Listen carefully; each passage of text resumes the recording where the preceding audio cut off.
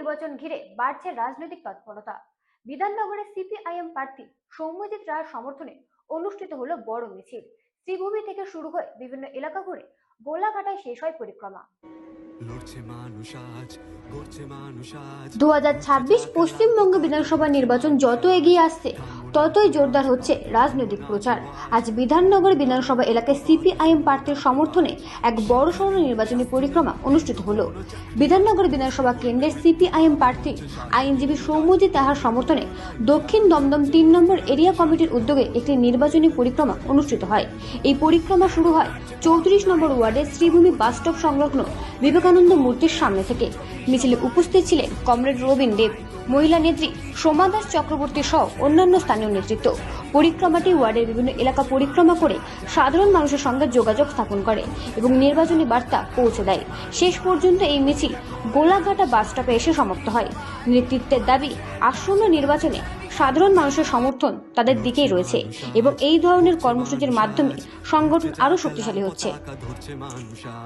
থামবো না কেউ আজ, বাধা মানবো না কেউ আজ, মন ভোলানো গল্প কথা শুনবো না কেউ আজ। শিক্ষা নেই, স্বাস্থ্য নেই, নেই তো কোনো চাকরি আজ, প্রশ্ন করলে মৃত্যু পাবে বলছে শাসকের মেজাজ। ওই দেখো লাল নিশান, ছুটছে মজদুর আর কিষান, নবযৌবনের দুধটা দিচ্ছে বলিদান। এখন আর যে পথ নাই, তাই বিকল্প চাই। কমরেড কমরেড, শুনছো কি সবাই, শুনছো কি সবাই, তোমরা শুনছো কি সবাই, মানুষের পাশে থাকতে চাই, বিকল্প চাই, লড়ছে মানুষ আজ। একটাই প্রশ্ন, সেটা হচ্ছে যে সুন্দরদেরও কি বামপন্থী এবার? অবশ্যই। দেখুন, মানুষ তো এত বছর ধরে দেখছে, 15 বছর ধরে, যে তারপরে তো এই যে শূন্যটা, আমরা শূন্য হয়ে আছি, বারবার এই প্রশ্ন হয়। তো আমরা কিন্তু দুর্নীতিতেও শূন্য, ঠিক আছে? তো দুর্নীতিতে শূন্য থাকার পরেও ব্রিগেডটা সব থেকে বেশি ভরাই আমরাই। তো এখন যা পরিস্থিতি আছে, মানুষের ধৈর্যের বাঁধ ভাঙছে, বোঝাই যাচ্ছে। তো শূন্য এগুলো তো অবশ্যই কাটবে এবং যা সমস্ত জায়গায় দেখছি পরিস্থিতি এই কনস্টিটিউয়েন্সি, তো তাতে বামফ্রন্টের ক্যান্ডিডেটদের রেজাল্ট খুবই ভালো হবে। এই আপনি বললেন এখানে যে শূন্য জেরো থাকলেও ব্রিগেড আমরা ভরাই, তো ব্রিগেডে লক্ষ লক্ষ পার্টি কর্মীদের ভিড় থাকা সত্ত্বেও যখন ইভিএম খোলা হচ্ছে রেজাল্ট উল্টো, এই কারণটা কি? দেখুন, প্রচুর মানুষ বিগত নির্বাচনগুলোতে দেখেছি তারা বুথ অবধি পৌঁছাতে পারে না, কারণ বুথ অবধি তো পৌঁছাতে হবে, সেই একটা বিষয় থেকে থাকে।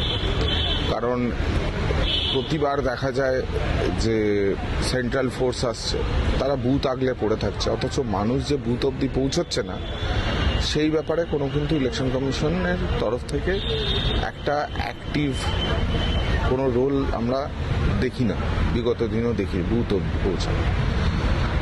এইবারেও যদি আশা করে রাখা যায় যে ইলেকশন কমিশন যদি নিজেদের ইম্পার্শিয়ালিটি মেনটেন করে, তাহলে মানুষ যদি বুথ অবধি পৌঁছাতে পারে, অবশ্যই ভোটটা তারা বামফ্রন্টকেই চলবে। বলছে নির্বাচন কমিশন যদি মানুষকে বুথ অবধি পৌঁছাতে পারে, কিন্তু একদিকে এই কথাটার সাথে পাশাপাশি আপনারা এটাও বলছেন যে নির্বাচন কমিশন পুরোপুরি কেন্দ্রীয় সরকারের হস্তক্ষেপে চলছে, তাহলে সেটা কিভাবে সম্ভব? এ তো এসআইআরটা নিয়ে দেখলেন তো আপনারা, এসআইআরটা এত মানুষের গণতান্ত্রিক অধিকারকে, তাদেরকে একটা জিজ্ঞাসার চিহ্ন ফেলে একটা সাংবিধানিক সংকট তৈরি করে রেখেছে। এখন অ্যাডজুডিকেশন, আজকে ধরুন তো যে মানুষটা ভোটাধিকার প্রয়োগ করতে পারে, এনটাইটেল, অ্যাডজুডিকেশনের রেজাল্ট আসলো, তো এমন তো হয়েছে একই পরিবারের বাকিরা তাদের নাম লিস্টে আছে, অন্যদের নাম কাটা গেছে। তো সেই জন্য আমরা ইলেকশন কমিশনের এই রকম কন্ডাক্ট, আমরা তো বলছি যে একটা কোথাও কেন্দ্র সরকার, বিজেপি একটা আছে, ইন্ধন আছে, কিন্তু এই ক্ষেত্রে আমি আইন পেশার সাথে যুক্ত, তো এটা সম্বন্ধে যা যা করণীয়, কারণ এটা নিয়ে দেখেছেন আপনারা সিপিএম এর তরফ থেকে রাত দিন জেগে ডেপুটেশন দিয়ে ইলেকশন কমিশনকে ডেপুটেশন দেওয়া হয়েছিল। এখনো হচ্ছে চেষ্টা করা বা পার্টির নেতৃত্ব থেকে অন্তত সেই ধরনের ইলেকশন কমিশনের কাছে বার্তা দেওয়া বা তাদেরকে যাতে হচ্ছে ভোটাররা তাদের গণতান্ত্রিক অধিকার প্রয়োগ করতে পারে সেই মতো আমরা আমাদের তরফ থেকে যতটা যা করার দাবি দেওয়া আন্দোলন করার করছি। আপনার বিপক্ষে শাসক দলের হেভিওয়েট মন্ত্রী কতটা আশাবাদী? কারণ লাস্ট যদি দেখা যায় গতকাল বাঙুরের যে আপনাদের নির্বাচনী প্রচার হলো সেক্ষেত্রে মানুষের ঢল যেভাবে দেখা গেছে সেই সব কিছু পাশাপাশি রেখে কি মনে হচ্ছে? এইখানে অবশ্যই আশাবাদী। আপনি তো দেখছেন হচ্ছে যে ক্রমশ যত প্রচারে আমরা গেছি তত আমাদের মিছিলের দৈর্ঘ্যটা অনেক বেড়ে গেছে এবং প্রচুর সাধারণ মানুষ নেমেছেন, পার্টি কর্মী সমর্থক তারা নেমেছেন।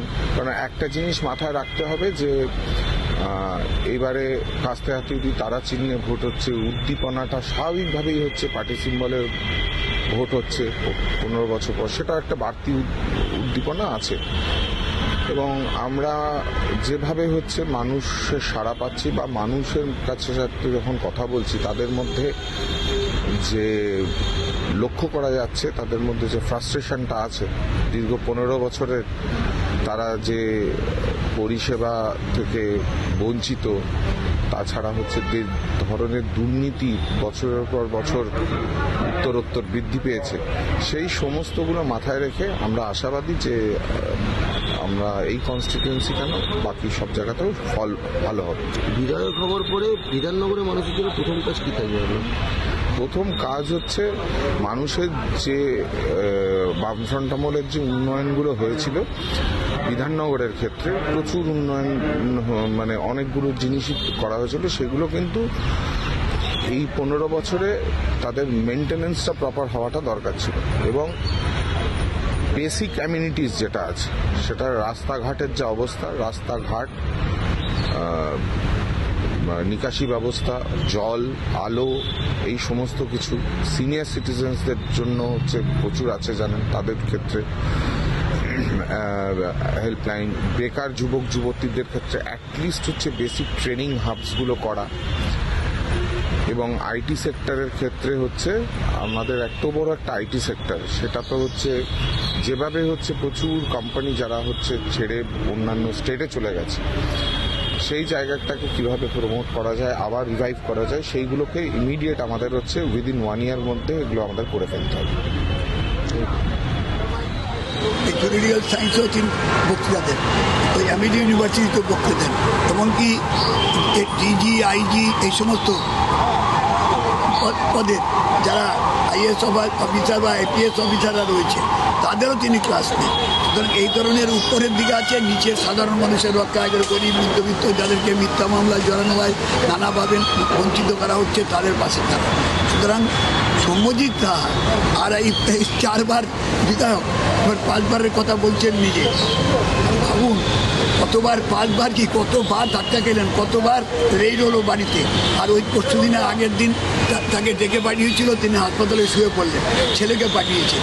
এই বিধাননগরের মতো এই ধরনের একটা বিধানসভা কেন্দ্র, সেখানে কি মানুষ তারা কি তাদের কোনো বুদ্ধি বিবেচনা নেই? এরা অপরাধী যে মমতা ব্যানার্জি শাস্তি দিতে পারে না, সরকার শাস্তি দিতে পারে না, তো মানুষ তো ইভিএম মেশিনে শাস্তি দেওয়ার জন্য প্রস্তুত হচ্ছে। এবং সৌম্যজিৎ রাহা এই যে দল দেখলেন, এই দলটা শুধু সাধারণভাবে না, মামুলি নয়।